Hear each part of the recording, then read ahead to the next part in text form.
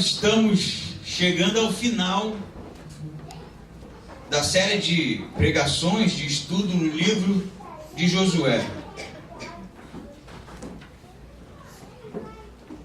O livro de Josué é um livro marcado pela presença de Deus, pela condução de Deus, pelas batalhas, pela virilidade que o livro traz. E assim como ele inicia com um chamado de Deus a Josué, dizendo: ser forte e corajoso, aquele homem que ainda sentia a ausência de Moisés, que até então era seu líder e havia morrido, encerra-se também de maneira épica no livro. Eu queria que você abrisse sua Bíblia no capítulo 24 de Josué, e eu gostaria de fazer uma breve introdução sobre o tipo de lente que eu gostaria de trazer para a gente sobre esse texto. Essa semana foi marcada, pela turbulência. Eu não vou fazer desse sermão um sermão político, mas apenas uma observação, que foi a prisão do ex-presidente Lula. Conversava aqui na escola bíblica, eu acompanhei boa parte, não é? E o momento, eu acho, mais tenso de toda essa situação foi justamente a missa, a tal missa que aconteceu seguido de um discurso do próprio condenado ex-presidente. Independente do tipo de posicionamento político que você tem, algumas coisas ali me assustaram. Me assustou ver padres, bispos, representantes da Igreja Católica se posicionando politicamente do lado de um condenado. Isso me assustou. Me assustou não pelo posicionamento político que eles decidiram ter, mas me assustou a maneira com que eles usavam a palavra de Deus para dar suporte para o seu posicionamento político. Me assustou o pastor e teólogo Ariovaldo Ramos, que representa ali igreja, evangelho, cristianismo, se colocando do lado daqueles que de fato estavam naquele momento indo contra a lei. Me assustou um tanto de coisa, mas eu acho, o momento que eu fiquei mais assustado foi o momento em que o Luca entrou no escritório e ficou olhando aquilo. Eu não sabia o que eu fazia, se eu deixava, se eu mandava sair, porque a princípio eu pensei que ele não estivesse entendendo nada que estava acontecendo ali, até que ele perguntou: quem são esses, papai? E eu falei para ele, porque foi justamente na hora que o Lula estava discursando, eu falei: esses são os homens maus. E ele falou: então por que eles estão falando de Jesus? E eu não soube dizer. E é justamente sobre a neutralidade hostil que eu queria conversar com você. Porque às vezes a gente pode se posicionar contra ou a favor, mas quando a gente se torna neutro, isso é hostil, isso é, eu diria, imoral, e Deus não se agrada nem um pouco desse tipo de lugar comum. Então abra sua Bíblia em Josué capítulo 24. Enquanto você acha, eu vou citar aqui uma frase de Martin Luther King, né? Ele disse o seguinte: o que me assusta não são os atos ou os gritos das pessoas más, mas o silêncio das pessoas boas. O livro diz assim, a partir do versículo 14, 24, 14: agora temei o Senhor e cultuai-o com sinceridade e com verdade. Jogai fora os deuses que vossos pais cultuaram além do rio e no Egito. Cultuai o Senhor. Mas se vos parecer mal cultuar o Senhor, escolhei hoje a quem cultuareis. Se os deuses a quem vossos pais, que estavam além do rio, cultuavam, ou os deuses dos amorreus, em cuja terra habitais. Mas eu e minha casa cultuaremos o Senhor. Então o povo respondeu e disse: longe de nós abandonar o Senhor para cultuar outros deuses, porque o Senhor é o nosso Deus. Foi Ele quem tirou a nós e a nossos pais da terra do Egito, da casa da escravidão, e quem fez esses grandes sinais aos nossos olhos, e nos preservou por todo o caminho em que andamos entre todos os povos por meio dos quais passamos. o Senhor expulsou diante de nós todos esses povos, até os amorreus que moravam na terra. Nós também cultuaremos o Senhor, porquanto Ele é nosso Deus. Você vai parar por aqui, mas a gente vai continuar a ler, então não feche sua Bíblia. É interessante a gente relembrar o início do 24 é a reunião de Josué com os líderes do povo. Ele faz a reunião, 24:1 diz que depois Josué reuniu todas as tribos de Israel em Siquém e chamou os anciãos de Israel, os chefes, os juízes e os oficiais. E eles se apresentaram diante de Deus. É uma reunião marcada por alguns detalhes. Primeiro, que é o último discurso de Josué antes de sua morte. Josué já está velho aqui, avançado em dias. A continuação vai trazer para a gente justamente a morte de Josué. E parece que alguns anos se passaram depois da conquista. Os povos já estão assentados, eles já possuem a terra, já habitam na terra. Então, esse é o momento em que Josué vai fazer o seu último sermão, seu último discurso, levando o povo a se posicionar diante do que ele estava colocando ali agora, que era ou a adoração aos deuses pagãos, ou a adoração a Yahweh, o Deus Todo-Poderoso. O 24 ele vai fazer toda uma exposição, a partir do versículo 1, de tudo que Deus havia feito até ali. Josué ali, diante do povo, me parece que o sacerdote, então, vai ser a voz ali de Deus para o povo, porque é Deus falando. Se você ler o 24, é em primeira pessoa, é Deus contando ao povo, lembrando ao povo tudo que ele havia feito. E ele vai falar desde Abraão, de Terá, pai de Abraão, os pais de Abraão que adoravam outros deuses, e como ele tirou Abraão da terra dos seus pais, da sua parentela, e como ele conduziu Abraão através da terra que seria a terra prometida. Ele vai falar da descendência de Abraão que ele havia suscitado. A descendência de Abraão não é fruto do esforço de Abraão, porque Abraão já era velho, avançado em dias, não é? Mas sim o fato de que Deus havia suscitado descendência a Abraão. Isso vai ser salientado. E outros episódios marcantes, como as guerras, o próprio Balaão, quando tenta amaldiçoar o povo na investida de Balaque, como Deus livra, e outras investidas, como o próprio exército egípcio, que vai intentar contra o povo, e como Deus ali, abrindo o mar, acaba com o faraó, o próprio chamado de Moisés e a condução do povo pelo êxodo. Tudo isso é salientado no capítulo 24, na condução do texto. A conquista da terra, Jericó, Ai, até o momento em que Deus vai falar, no versículo 13, eu vos dei uma terra que não trabalhaste, e cidades que não edificaste, onde agora habitais, e comeis de vinhas e de olivas que não plantaste. O que Deus está falando aqui, através do sacerdote, é que tudo o que havia acontecido até então era provisão, condução e escolha de Deus para o seu povo. Então, quando nós lemos no versículo 24, já não é mais Deus falando, mas Josué falando, depois dessa exposição de tudo aquilo que Deus havia feito até então com o povo. Josué se levanta e fala: então hoje é o dia que vocês precisam decidir quem vocês vão servir. E é uma pergunta estranha, né? Porque a gente está estudando Josué desde o capítulo 1 e vê que o povo está sendo ali conduzido por Deus nas vitórias, nas investidas, na estratégia. É Deus todo o tempo conduzindo. Então por que é que então Josué agora está fazendo esse tipo de apelo? E eu lhe digo, o povo ainda trazia no seu particular a adoração a pequenos ídolos, chamados ídolos do lar. Isso eles trouxeram do Egito.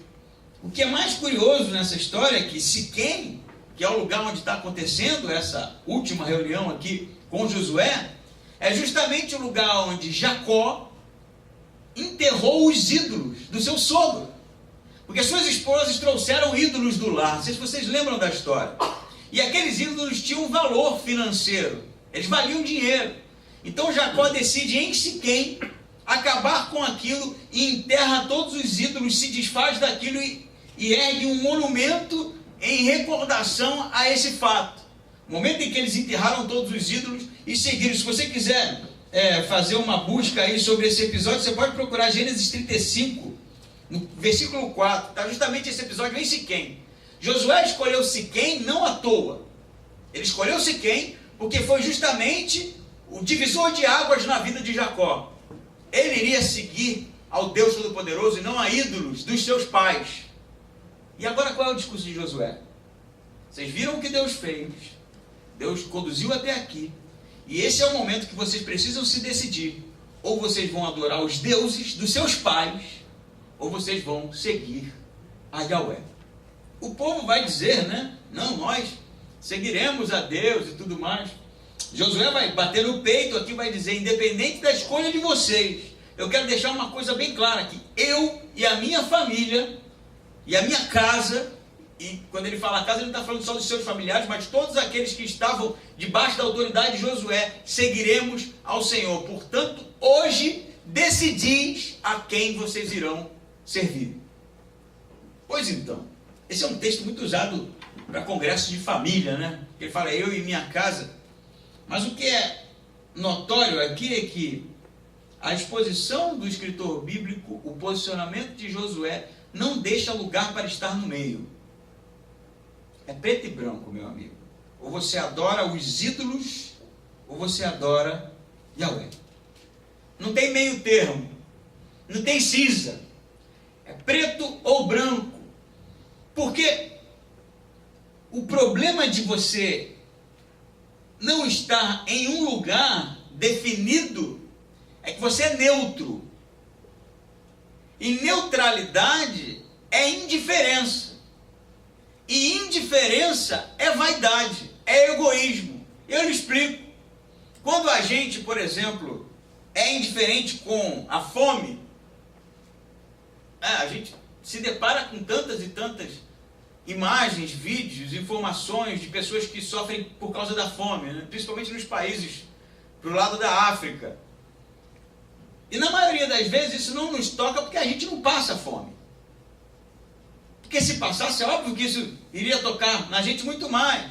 A pobreza não nos afeta tanto, não nos tira o sono, porque a gente não está naquela situação terrível.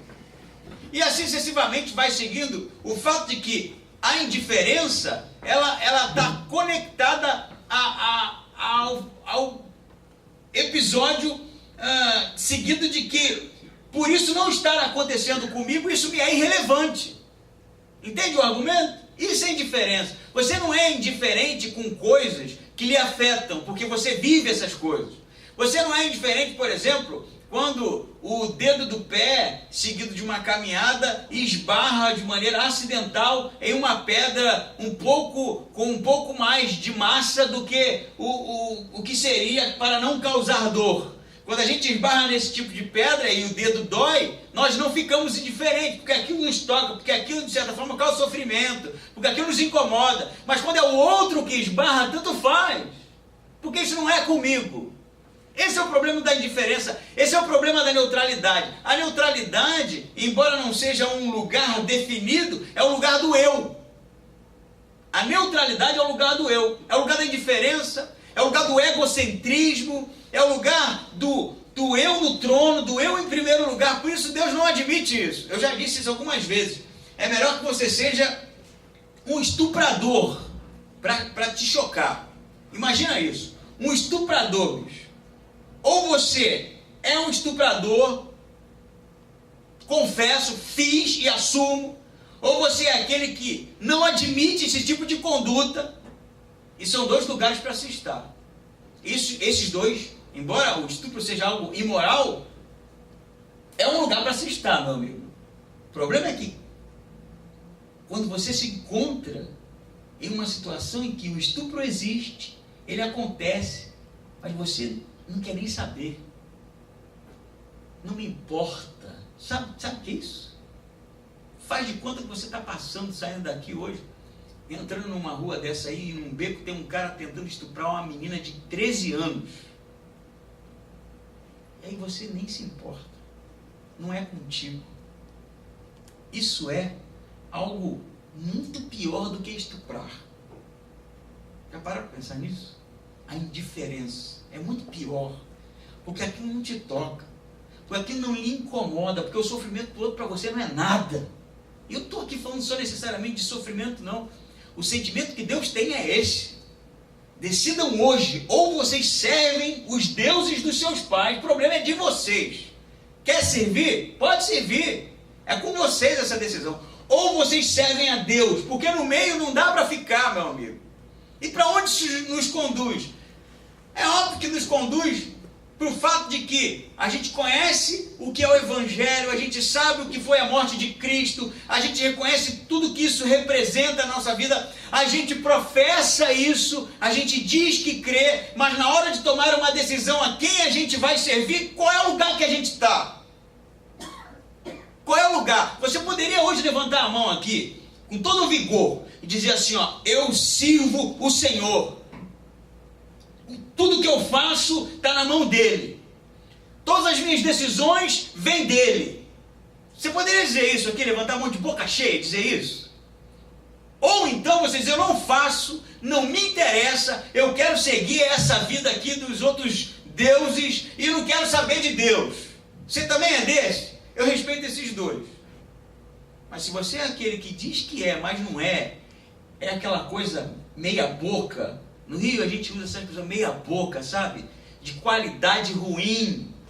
É como você vai para comprar o quê? Uma bicicleta e tem aquela cara pra caramba, tem aquela que é um lixo.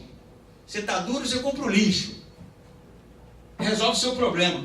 Você está com grana, você compra a boa, mas tem aquela que parece que é boa, mas não é nada, sabe? Ela não é nem lixo, nem boa, ela está no meio. Aí quando você começa a usar, começa a dar problema aquilo. Aquilo começa a dar problema, começa a encher a paciência. Sabe disso que eu estou falando? Isso é neutralidade, isso é não tomar partido, isso é não tomar um posicionamento. Isso é algo que Deus, na verdade, abomina. Ele abomina tanto que ele nem leva em consideração no texto, não tem meio.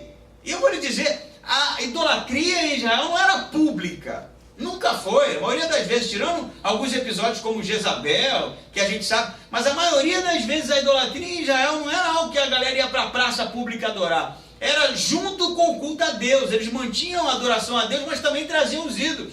E aí havia uma espécie de relativização da fé, sabe? Eu adoro a Deus, é importante, mas nem tão importante assim, eu adoro os outros deuses também. E isso era algo que Deus abominava, tanto que em Apocalipse, a gente estudou isso, Deus vai dizer quente ou frio, não é? Porque o morno não me serve. O morno é o pior lugar para se estar, cara. Neutro é o pior lugar para se estar, porque você não é nada. Você não é nenhum nem outro. E aí o que começa a acontecer é que o lugar de neutralidade, o lugar da indiferença, ele começa a relativizar tudo. Tudo depende. Sabe? Tudo depende. Não é bem assim, não. Tem mais coisa aí. Não é tão absoluto assim. O lugar da neutralidade é o lugar da negação da verdade, da negação do absoluto, da negação daquilo que não pode ser mutável nunca. Sabia disso? É esse lugar. Ele é relativista. Ele olha o Evangelho e fala assim, não, eu penso diferente. Aí muda um pouquinho a coisa. Não é bem assim como você está falando. Ele pega a conduta cristã e diz, não, eu não me comporto bem assim, não. É mais ou menos, eu sou um crente mente aberta, né? Cristão mente aberta. Aí a conduta do cara é uma conduta que ele molda. E assim vai cada vez mais relativizando os absolutos. A Bíblia já não é mais a palavra de Deus, não, contém erros, né? Você sabe como é, não é bem assim os homens, né? Daqui a pouco a gente chega num lugar que até a cruz a gente está questionando, porque a gente entrou num lugar de neutralidade, num lugar de relativização, um lugar de não absolutos. Eu vou lhe dizer uma coisa, com toda certeza, Deus é absoluto, imutável, não existe em Deus lugar para gaps, para espaços vazios, para a falta de informação, para a falta de conhecimento de quem Ele é. Ele se revela completamente em Cristo. Não dá para viver da mesma maneira que Deus é absoluto uma vida mais ou menos cristã. Não dá para viver uma vida morna cristã, não dá para se entregar mais ou menos para Cristo. Não dá para viver uma coisa parcial com Deus. Ele exige um posicionamento. Portanto, Josué vai dizer isso aqui, eu já decidi. Hoje, eu decidi. E eu espero que vocês também decidam hoje. A minha pergunta para você é justamente isso. Hoje, será que é Siquém também para a gente? É o lugar da gente pegar todos os ídolos e enterrar de uma vez por todas e parar de ficar andando em cima da corda, em cima do muro? Será que não é isso que Deus está falando para você hoje, não? Aí você fala assim, mas eu não adoro ídolo nenhum. Vale um breve comentário sobre o que é ídolo. Sabe o que é ídolo? Os ídolos, eles eram imagens feitas por mãos humanas. Os ídolos eram imagens feitas por mãos humanas para suprir necessidades humanas. Os ídolos eram imagens feitas por mãos humanas por causa do ego do homem. Os ídolos somos nós. Sempre foi. O Deus da fertilidade, porque eu quero ser fértil. O Deus da riqueza, porque eu quero ser rico. O Deus da lavoura, porque eu quero acolher. É eu o tempo inteiro. Para você ser um idólatra, para você ter ídolos, você não precisa se prostrar diante de uma imagem, não. Dá uma sondada no seu coração. Aquela velha frase que diz que o homem e o seu coração, o coração do homem é uma fábrica de ídolos. O coração do homem é uma fábrica de ídolos. Diga-me o que tem no teu coração e eu te digo qual ídolo você adora. Sabe? Parece que não é nada, né? Mas tem gente que adora a própria vaidade, tem gente que adora o conhecimento, tem gente que adora o seu orgulho, tem gente que adora a falta de arrependimento, tem gente que adora a beleza, tem gente, cara, são muitos ídolos, gente que adora o dinheiro, a profissão, os relacionamentos, os sentimentos, tem gente que forja ídolos atrás de ídolos, e nós somos esses. Mas isso é incompatível com a adoração a Deus, sabe por quê? Porque a adoração a Deus tem a ver com esvaziamento. É o esvaziamento do eu. Jesus não disse isso? Aquele que quer vir após mim, faça o quê? Encha-se de si mesmo? É isso? Negue-se. E aí vale uma pergunta. O que é negar a si mesmo? Já pararam para pensar nisso? Isso do ponto de vista filosófico é um absurdo. Porque se você é você, como é que você pode negar quem você é? Porque você menos você é igual a nada. Não é? E Jesus vai dizer isso. Quem que quer me seguir, negue-se a si mesmo. Como é que eu posso negar aquilo que eu sou? Se eu estivesse lá, eu falaria, Jesus, isso não faz sentido, você está errado nisso, né? Essa aí você errou, essa você... Como é que eu vou me negar, né? Como é que eu vou me negar a mim mesmo? Você sabe qual é a resposta? Ele está certíssimo. É um problema lógico mesmo, porque a negação de si mesmo é o zero, é o esvaziamento. Quando a gente nega aquilo que a gente é, a gente precisa de uma nova identidade, que é a dele. Quando a gente nega aquilo que a gente é, a gente se esvazia da gente mesmo e se enche dele. Quando a gente nega aquilo que a gente é, a gente esvazia o nosso coração dos ídolos e volta a nossa adoração para Yahweh, para Deus. Amém? Hoje é o dia, meu amigo, ou a noite, se preferir, que é necessário enterrar os ídolos de uma vez por todas e se decidir a quem nós iremos servir. O texto continua e diz o versículo 19 assim: então Josué disse ao povo: não podereis cultuar o Senhor, porque Ele é Deus, e é Deus santo, Deus zeloso, que não perdoará a vossa desobediência nem os vossos pecados. Se abandonardes o Senhor e cultuardes os deuses estrangeiros, então Ele virá contra vós, vos punirá e vos destruirá, mesmo depois de vos ter tratado com bondade. Então o povo disse a Josué: não, antes cultuaremos o Senhor. Josué disse ao povo: sois testemunhas contra vós mesmos, que escolhestes cultuar o Senhor. Eles responderam: somos testemunhas. Josué disse: agora jogai fora os deuses estrangeiros que há no meio de vós, e inclinai o coração ao Senhor, Deus de Israel. O povo disse a Josué: cultuaremos o Senhor, nosso Deus, e obedeceremos a sua voz. Você segura mais um pouquinho. E guarda aí que a gente vai continuar lendo, mas eu quero salientar, o versículo 19, ele diz algo assim que eu acho que seria, posso até estar errado aqui na ausência de informação, mas o versículo mais duro que eu já li em todo o Antigo Testamento, eu acho que é esse. Porque, sabe o que ele vai dizer? Da incapacidade do povo de cultuar o Senhor. Vocês são incapazes. Olha o que ele diz.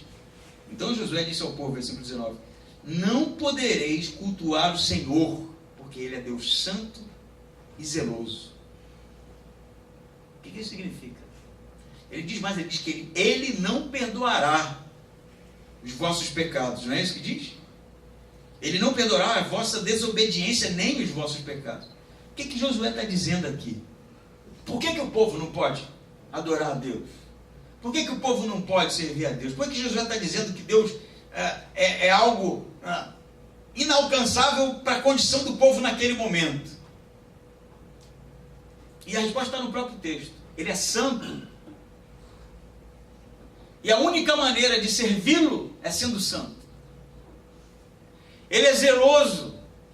E a ideia de zelo é a ideia daquele que defende justamente aquilo que acha que é precioso, que tem como precioso. E a única maneira de adorar a Deus é sendo zeloso. Não dá para ser meio santo. E quando eu falo santo, eu estou falando ausente de pecado, não, a busca da santidade aqui. O que Josué está dizendo é que não tem como ser um servo de Deus, um representante do reino de Deus, se nós não estivermos buscando o âmbito da excelência.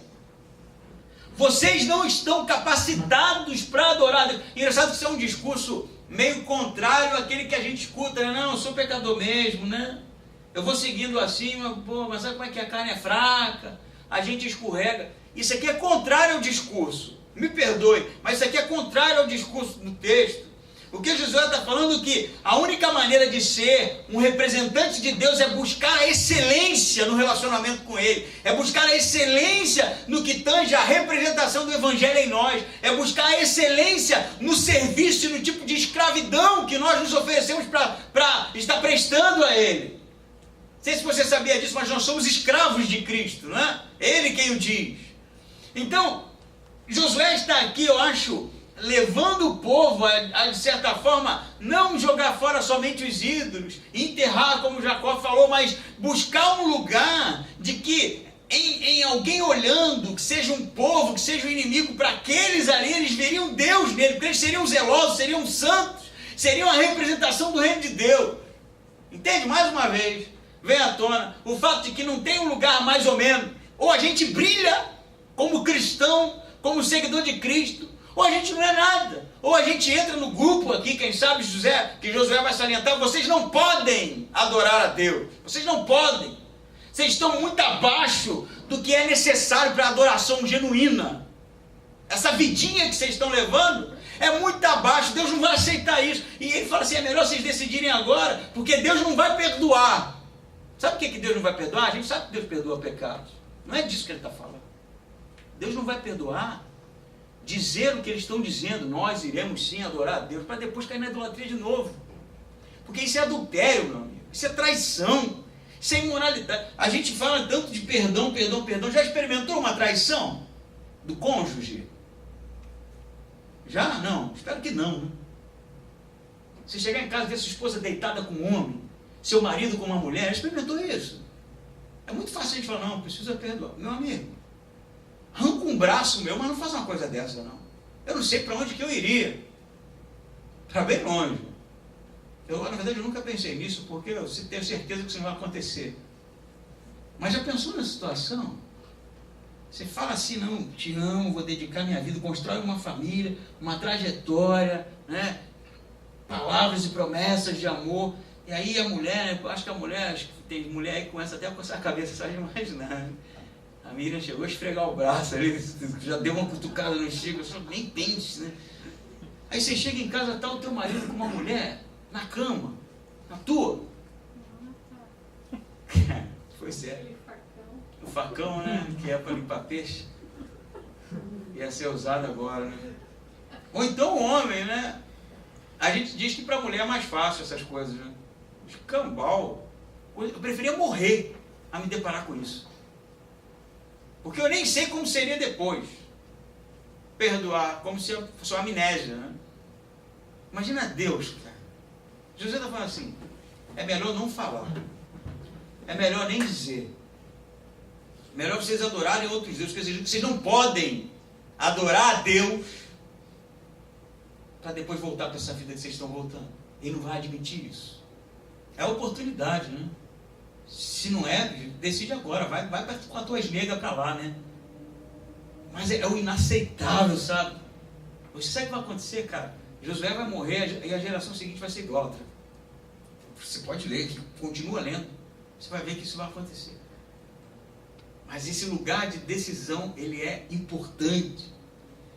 Você sabe que tem uma coisa que ele traz no texto aqui, que eu vou ler, ele fala que Deus não admitiria isso, e o povo vai dizer, né? Não, nós iremos sim. E ele fala assim, ó, 23, agora jogai fora os deuses estrangeiros.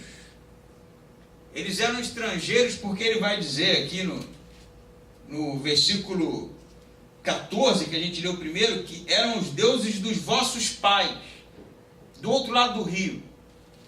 Que tipo de deuses eram esses? Eram ídolos que eles traziam porque os pais deles adoraram. Entende a parada? Os pais cultuaram, adoraram aquilo e aquilo foi passando de geração em geração. É uma espécie de... já viu quando você tem um objeto, né? Por exemplo, eu estava na casa do André, me permita fazer essa observação, não é nada comprometedor, mas ele falou da cama, tem uma cama lá na casa, lá, né, que é toda de madeira sólida. Quem fez a cama? Meu pai. Teu pai, né? Aí a Patrícia falou de doar a cama, aí o André falou assim, não, a Radassa não vai admitir, né? Porque foi meu pai que fez a cama e tal. E aí a Patrícia falou, você não sabe de nada, eu não quero essa cama, não. Mas o André, não, mas isso aí foi geração e tal. E tem objetos que realmente tem isso, né? Tem coisas que é passado, sei, você tem em casa alguma coisa que foi da sua avó, que passou pela sua mãe, que está passando em geração, e a gente não vende aquilo, a gente guarda, porque não tem um valor sentimental. É bem isso que eu quero dizer. O que eram os ídolos dos vossos pais? Os ídolos estrangeiros. Era isso, cara. Eles traziam aquilo, sabe, há gerações. E se desfazer daquilo é se desfazer de muita coisa íntima, muita coisa pessoal, muita coisa que é conectada com a parte emocional, sentimental da gente. Os deuses dos vossos pais. Aquilo que trazia lembrança, né? Pô, eu me lembro, eu vou jogar fora agora essa imagem do capiroto aqui, mas, pô, me lembro da minha bisavó ajoelhada ali, pô, que lembrança, né? E toda vez que ela se ajoelhava ali, acendia meia dúzia de vela, ela fazia uma sopa que era uma delícia, a gente tomava, ficava feliz da vida, sabe essas lembranças, né? Tá tudo, foi o capiroto, eu sei, mas, pô, mas tem tanta coisa ali legal, pô, lembrar disso, até chora aqui, meu olho cheio de lágrimas, sabe, a emoção, o afeto, o sentimento. Ele fala que isso são coisas estrangeiras. O estrangeiro é que não é nativo, não faz parte dali, vem de outro lugar. Engraçado que ele vai dizer, vai falar dos deuses dos vossos pais, dos deuses estrangeiros, mas vai dizer como Deus tirou Abraão justamente dessa realidade. Larga a tua parentela, vai para onde eu te mostraria. A parentela tinha a ver com os deuses também, era para abandonar, por isso que Jacó enterrou. Você sabe uma coisa, já que a gente está falando desse lugar de neutralidade, a gente muitas vezes é enganado, e conversávamos aqui na escola bíblica por causa dos nossos sentimentos. A gente bota isso na frente das decisões sérias que devemos tomar. Quem sabe no campo da lógica, da razão. Os sentimentos nos atrapalham muitas vezes, porque a gente se aliancia com a pessoa errada por causa disso.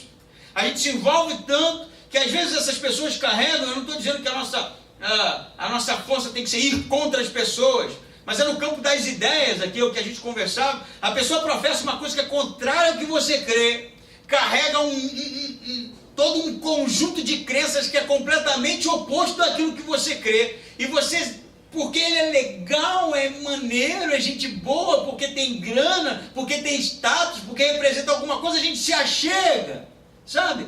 E a gente muitas vezes não consegue tomar uma decisão de enterrar esses ídolos de uma vez por todas, porque são estrangeiros, mas traz de alguma forma afetos entre nós.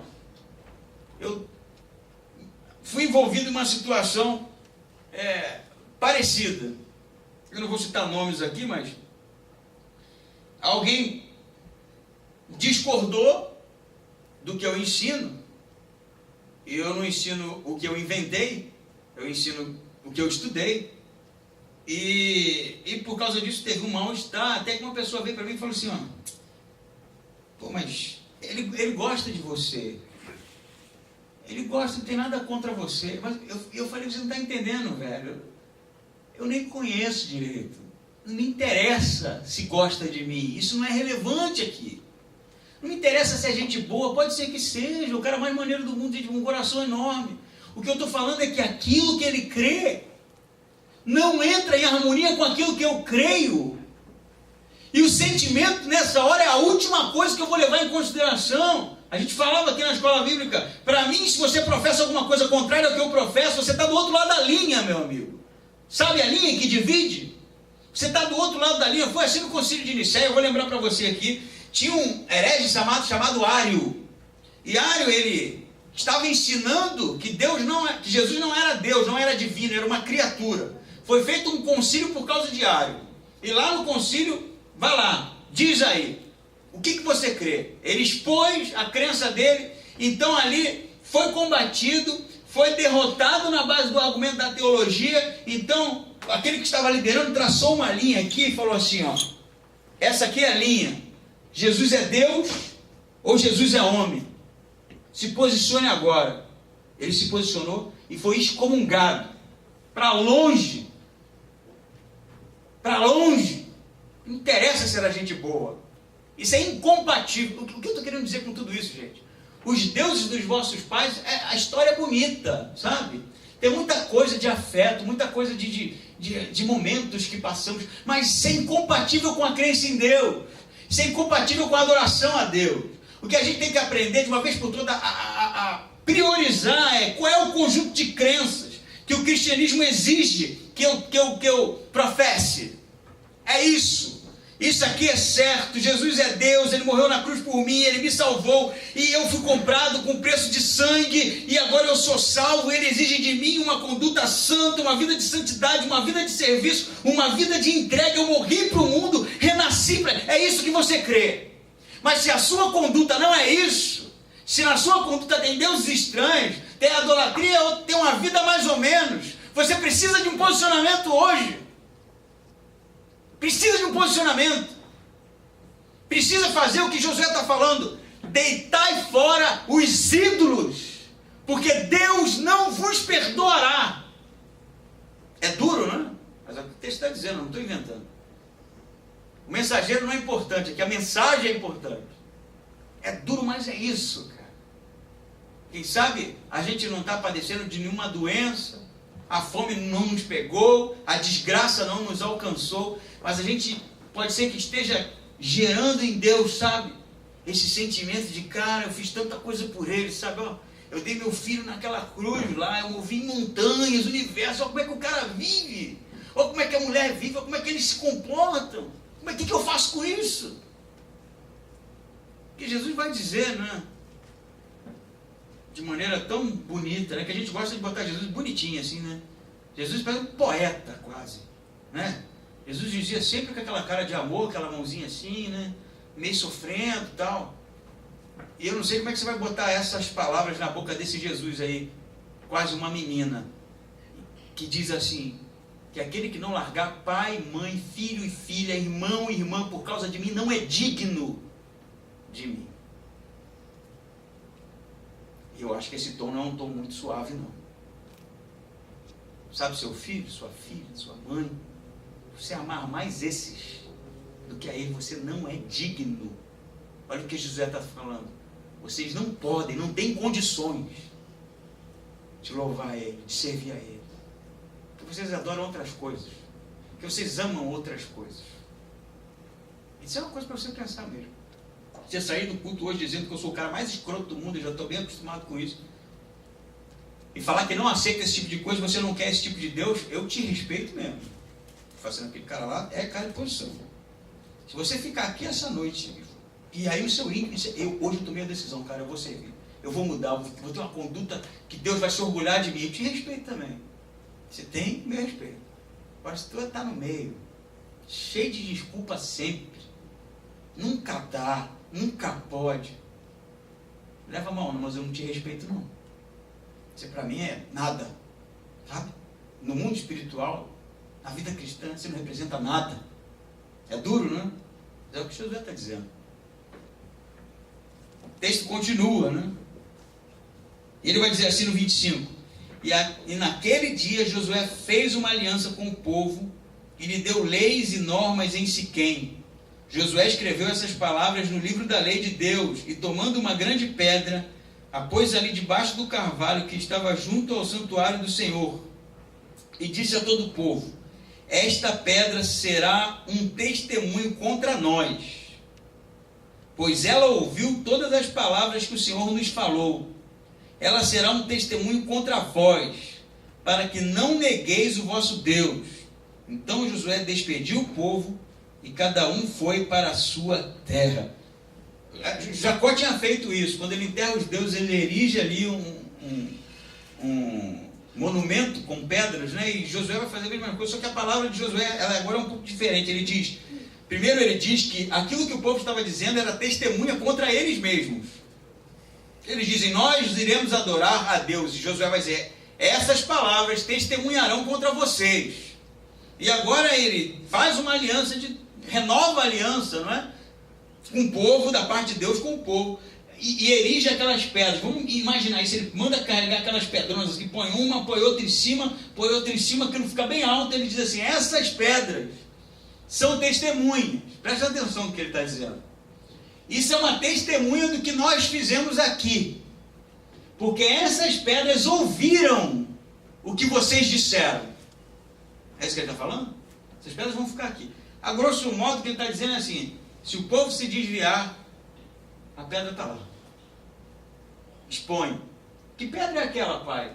É a pedra que foi organizada aqui quando o povo decidiu que iria adorar somente a Deus. Ah, pai, mas o povo não faz isso. Pois é, por isso que a pedra está aí. Está entendendo? Por que a pedra vai ser testemunha? A pedra também tem essa metáfora de ser sólido, algo sólido. Eles fizeram uma aliança, eles tomaram uma decisão, e essa decisão precisa ser sólida, ali testemunha, ali erigida naquele lugar. Isso não vai mudar nunca, a pedra vai estar sempre ali. Tem esse significado também, mas tem um outro significado que eu também gosto. Acho que a ideia da pedra como solidez, porque a nossa crença tem que ser construída em lugar sólido. A Bíblia fala isso, o Novo Testamento fala isso. Nós precisamos ter uma fé colocada em Cristo em alicerces fundamentados, solidificados naquele que é o que morreu na cruz por nós. Isso é verdade. Mas o que eu acho relevante é que a ideia da pedra ouvir, e isso será testemunha contra vocês, cara, me lembra muito a passagem de Romanos, que Paulo fala assim, toda a criação aguarda ansiosamente a revelação dos filhos de Deus. Toda a criação. Por que Josué está falando que essas pedras ouviram? Pedra não escuta, né? A gente sabe disso. Mas por que a pedra é testemunha? Porque aquilo que a gente fala, olha, presta atenção nisso. A nossa crença num Deus criador de todas as coisas, que enviou o único Filho, por meio de qual tudo que existe foi feito, pelo fato de que sem Ele nada do que existe existiria. Toda essa criação, tudo criado, o universo, o cosmos, o planeta, os animais, toda a criação, eles aguardam esperançosa, ansiosamente, diz Paulo, o conhecimento, a revelação de quem é de fato o Filho de Deus. Porque essas pedras, porque essa criação, porque esse cosmos é testemunha do que você disse, do que você professou. Se você confessou Jesus como Senhor, não fica achando que foi só o pastor que ouviu, meia dúzia de crente que estava lá, não. O universo ouviu isso. Todo o universo entende isso, porque essa confissão não é qualquer confissão. Não é dizer sou o PT, eu sou o PSDB, não é dizer sou Flamengo, eu sou Vasco. Não é dizer isso, é dizer que você está reconhecendo que aquele que criou todas as coisas, o Senhor do cosmos, é Senhor da sua vida. E se você tiver uma conduta não condizente com isso, todo o cosmos é testemunha do que você falou, e eles irão depor contra você. Se isso não te arrepia, meu amigo, eu não sei mais o que fazer aqui. Porque é isso que Josué está falando. Essas pedras estão ouvindo isso e elas vão depor contra vocês. A criação irá depor contra você. Vai chegar no céu um dia, eu espero que não. Mas Jesus vai fazer uma linha e vai mandar os santos para o lado de cá, os salvos para o lado de cá, entrar no reino do meu Pai com um sorriso enorme na boca, porque esses deram a vida, deram tudo por Ele, porque eles se posicionaram, e o cosmos é testemunha disso, o universo é testemunha disso. Mas aqueles que disseram, Senhor, quando foi que nós apartávamos de mim malditos? Malditos, cara. E o universo é testemunha disso. Meu desafio a você não se calar. Como disse Martin Luther King, o problema não são os loucos, os maus. O problema são os bons que se calam. Não ser neutro nessa história, porque essa é uma história que termina muito bem para um e muito mal para outros. Não se tornar indiferente à cruz, ao evangelho, à história de salvação. Enterrai hoje os vossos ídolos e decidi a quem vocês irão adorar. Que eu posso dizer como Josué, que eu e minha casa já decidimos servir ao Senhor. Amém? Vamos ficar em pé, fechar os nossos olhos.